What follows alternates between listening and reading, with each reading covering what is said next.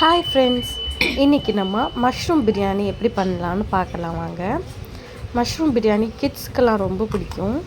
அதுக்கு நம்ம பிரியாணி அரிசி, மஷ்ரூம், அப்புறம் தக்காளி, வெங்காயம், பச்சை மிளகாய், புதினா, தயிர் இவ்வளோ தான் தேவை. எப்படி பண்ணுறதுன்னு பார்க்கலாம். மஷ்ரூம் பாருங்கள் எவ்வளோ பெருசு பெருசாக இருக்குன்னு. இது எங்கள் ஊர் சைடெல்லாம் இது வரைக்குமே யாரும் சாப்பிடாத மாதிரி எனக்கு தெரியல. நானே சென்னை வந்து தான் சாப்பிட்டேன். கட் பண்ணிட்டோம்.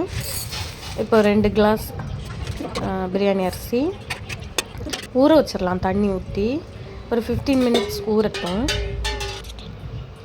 இப்போ மஷ்ரூமை சின்ன சின்னதாக நல்லா வாஷ் பண்ணிவிட்டு மஞ்சத்தூள் போட்டு வாஷ் பண்ணிடுங்க.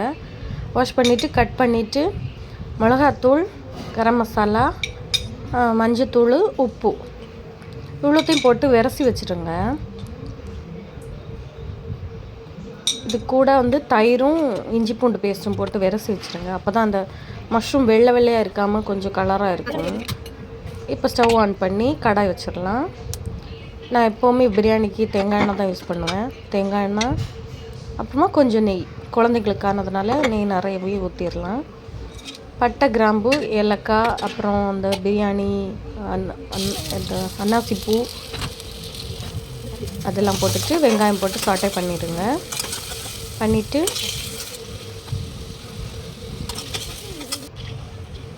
ஒரு ஜார் எடுத்துக்கோங்க. புதினா, பச்சை மிளகா, இஞ்சி பூண்டு பேஸ்ட் என்கிட்ட இருந்ததுனால பேஸ்ட் போட்டுக்கிறேன். இல்லை இஞ்சி பூண்டே போட்டுருங்க. போட்டுட்டு அரைச்சி எடுத்துக்கோங்க. ஏன்னா அந்த பசங்க புதினாலாம் இருந்தால் சாப்பிடாதுங்க, எடுத்து வச்சுருவோம். அதனால் இப்போ அரைச்சி போட்டோம்னா செம்ம டேஸ்ட்டாக இருக்கும். அரைச்சிடுங்க. அரைச்சி மிக்ஸ் பண்ணிவிட்டு அது கொஞ்சம் வேகட்டும். ஏன்னா இஞ்சி பூண்டு போட்டதுனால பச்சை வாடை கொஞ்சம் போகட்டும்.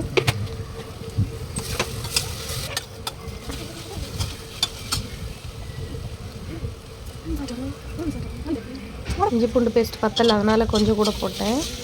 அப்புறமா ஒரு 1.5 ஸ்பூன் மிளகாத்தூள் போட்டுருங்க. நான் கம்மியாக தான் போட்டேன் குழந்தைங்களுக்கானதுனால. 2 கிளாஸ் அரிசிக்கு 1.5 ஸ்பூன் மிளகாய் பொடி போட்டுருங்க. அப்புறமா தக்காளி போட்டுருங்க. தக்காளி கொஞ்சம் வதங்கினதும் விரசி வச்சுருக்க இந்த மஷ்ரூம் எல்லாம் போட்டுருங்க.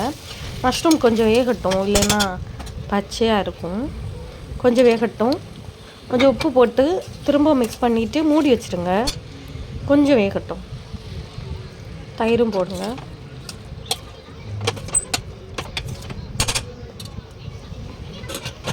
இப்போ மூடிடலாம். சின்னதாக வச்சுருக்கோங்க தீயை. 5 மினிட்ஸ் தான். அதோடு திறந்து பார்த்திங்கன்னா கொஞ்சம் வெந்துடும். அவ்வளோ போதும். 5 மினிட்ஸ் போதும். அது மேலே வேண்டாம், ரப்பரிஷ் ஆகிடும். இப்போ கொஞ்சம் கரம் மசாலா போட்டுக்கோங்க. 1 ஸ்பூன் போட்டுக்கோங்க. நான் 1/2 டீஸ்பூன் தான் காட்டினேன். இப்போது 2 கிளாஸ் அரிசிக்கு 3 கிளாஸ் தண்ணி ஊற்றிடுங்க. ஏன்னா குக்கரில் வைக்கிறதுனால 1.5 கிளாஸ் போதும் 1 கிளாஸ் அரிசிக்கு. இப்போது ரைஸு நம்ம போட்டுடலாம். கொஞ்சம் மிக்ஸ் பண்ணிவிட்டு, ஆக்சுவலாக தண்ணி கொதி வந்ததுக்கப்புறம் தான் அரிசி போடணும். கொஞ்சம் கொதித்ததும் லெமன் ஜூஸ் போட்டுக்கோங்க. 1 லெமன் ஜூஸ் நான் ஊற்றிருக்கேன். கொஞ்சம் புளிப்பாக இருக்கணும்னு இது கிண்டிருங்க.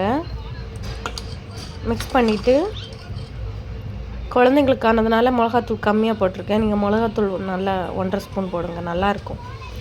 இப்போது குக்கர் க்ளோஸ் பண்ணிவிட்டு விசில் போட்டுருங்க. 15 மினிட்ஸ் அவ்வளோதான். விசில் வந்தாலும் வரலைனாலும் 15 மினிட்ஸ் தான். 15 நிமிஷத்தில் ரெடி ஆயிரும்.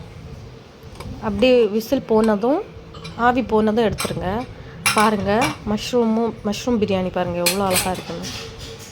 கிட்ஸ் ரொம்ப விரும்பி சாப்பிடுவாங்க. நான் தேர்ஸ்டே ஸ்கூலுக்கு மஷ்ரூம் பிரியாணி கொடுத்துடுவேன். Thursday R Friday. பிள்ளைங்க என்ஜாய் பண்ணட்டோன்னு. இதுவும் தேர்ஸ்டே எடுத்த வீடியோ. மஷ்ரூம் பிரியாணி வீடியோ பார்த்துருப்பீங்க. கண்டிப்பாக செஞ்சு பாருங்கள். ஷேர் பண்ணுங்கள், கமெண்ட் பண்ணுங்கள், சப்ஸ்கிரைப் பண்ணுங்கள்.